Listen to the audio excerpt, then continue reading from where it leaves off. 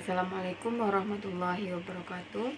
Perkenalkan, nama saya Risna Usutunasana dengan NIM 22231028 dari Departemen Pendidikan Ilmu Pengetahuan Alam.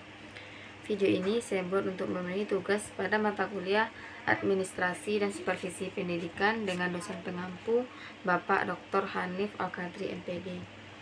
Baiklah, pada video ini saya akan menjelaskan materi mengenai administrasi ketatausahaan sekolah. Pertama, pengertian dari tata usaha. Tata usaha adalah satu proses usaha mengeluarkan energi dalam mengelola proses kerja atau kinerja lembaga. Tata usaha atau sering disebut dengan istilah administrasi tata usaha, yaitu segenap proses kegiatan pengelolaan surat menyurat yang dimulai dari menghimpun atau menerima, mencatat, mengelola, menggandakan, mengirim, dan menyimpan semua bahan keterangan yang diperlukan untuk organisasi. Menurut Delang, pekerjaan atau kegiatan tata usaha meliputi rangkaian aktivitas, yaitu menghimpun, mencatat, mengelola, menggandakan, mengirim, dan menyimpan keterangan-keterangan yang diperlukan. Yang kedua, proses administrasi ketatausahaan. Yang pertama, persuratan atau penataan surat. Tata cara persuratan di lingkungan Departemen Pendidikan dan Kebudayaan diatur dalam Keputusan Menteri Pendidikan dan Kebudayaan atau Kemendikbud nomor 9 garis miring U 1995 tanggal 25 April 1995 tentang pedoman tata persuratan dan kearsipan di lingkungan Departemen Pendidikan dan Kebudayaan.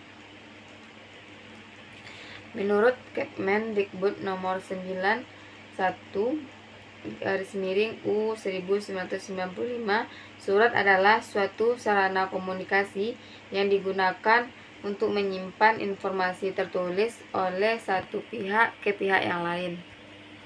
Nah, selanjutnya itu jenis-jenis surat. Yang pertama ada surat dinas. Surat dinas adalah surat berisi hal penting berkenaan dengan administrasi pemerintah dan pembangunan yang dibuat oleh lembaga pemerintah. Yang kedua yaitu nota dinas. Nota dinas ini adalah surat yang dibuat oleh atasan kepada bawahan atau oleh bawahan kepada atasan atau setingkat yang berisi catatan singkat tentang suatu pokok persoalan kedinasan. Yang ketiga itu memo. Memo adalah catatan singkat yang diketik atau ditulis tangan oleh atasan kepada bawahan tentang pokok persoalan kedinasan. Selanjutnya itu surat kedinasan.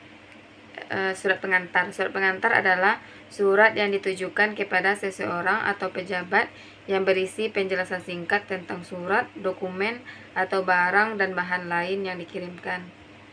Selanjutnya surat kawat atau telegram. Surat ini adalah surat singkat dengan menggunakan kata-kata biasa atau kata sandi mengenai hal yang perlu cepat disampaikan melalui telegraf. Selanjutnya itu surat keputusan. Surat keputusan adalah surat yang berisi keputusan tentang suatu hal yang ditetapkan oleh pejabat yang berwenang untuk itu. Selanjutnya surat edaran. Surat edaran adalah surat yang berisi penjelasan atau petunjuk cara melaksanakan peraturan perundang-undangan. Selanjutnya itu adalah surat undangan. Surat undangan ini adalah surat pemberitahuan kepada seseorang untuk menghadiri acara pada waktu dan tempat yang telah ditentukan. Jadi surat selanjutnya itu surat tugas. Surat tugas adalah surat yang berisi penugasan dari pejabat yang berwenang kepada seseorang untuk melaksanakan kegiatan. Selanjutnya itu surat kuasa. Surat kuasa adalah surat yang berisi kewenangan penerima kuasa untuk bertindak atau melakukan kegiatan atas nama pemberi kuasa. Selanjutnya itu surat pernyataan.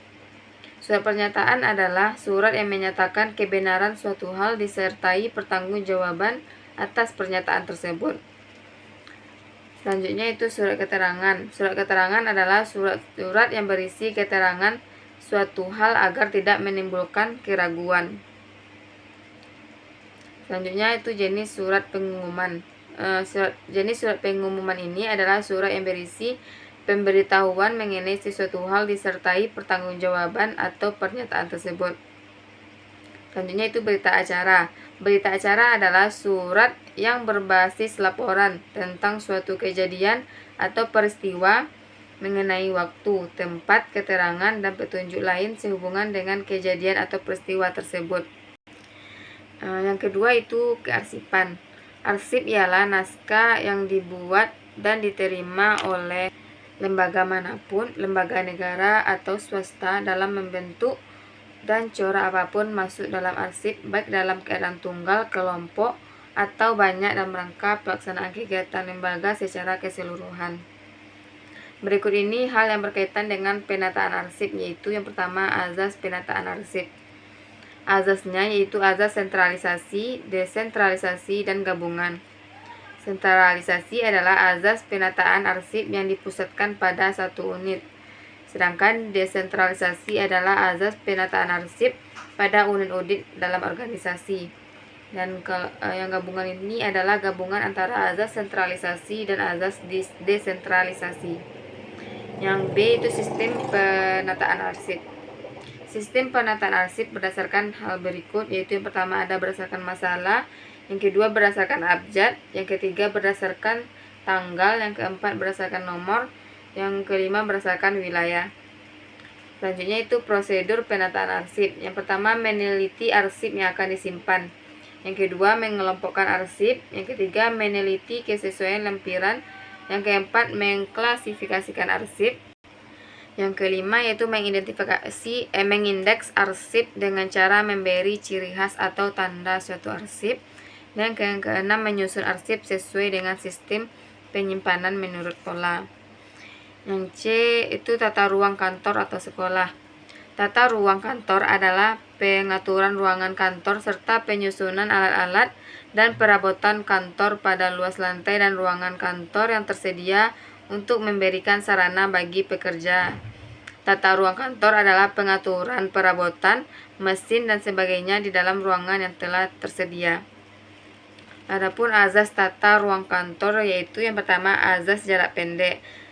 Proses tata ruang yang baik memungkinkan penyelesaian sesuatu pekerjaan kantor menempuh jarak sependek-pendeknya, yakni dua titik yang dihubungkan dengan garis lurus. Dalam hal ini titik diartikan masa tugas pegawai dan titik yang satunya ini meja tugas pegawai lainnya.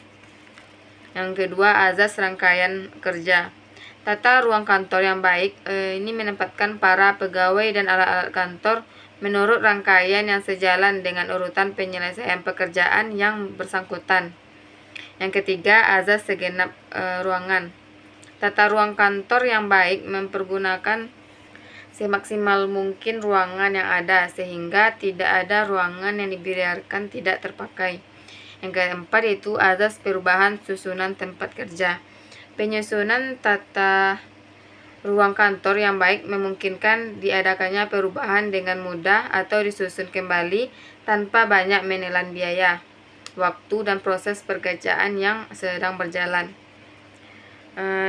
Dari materi ini dapat disimpulkan bahwa tata usaha yaitu semua mekanisme yang dapat membantu, memperlancar, meningkatkan aktivitas dan efisiensi proses administrasi dengan menyediakan segala data dan informasi yang diperlukan, sehingga administrasi tersebut berjalan dengan lancar.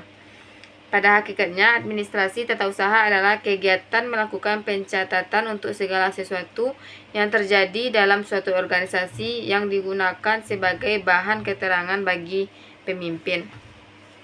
Sekian materi yang dapat saya sampaikan. Wassalamualaikum warahmatullahi wabarakatuh.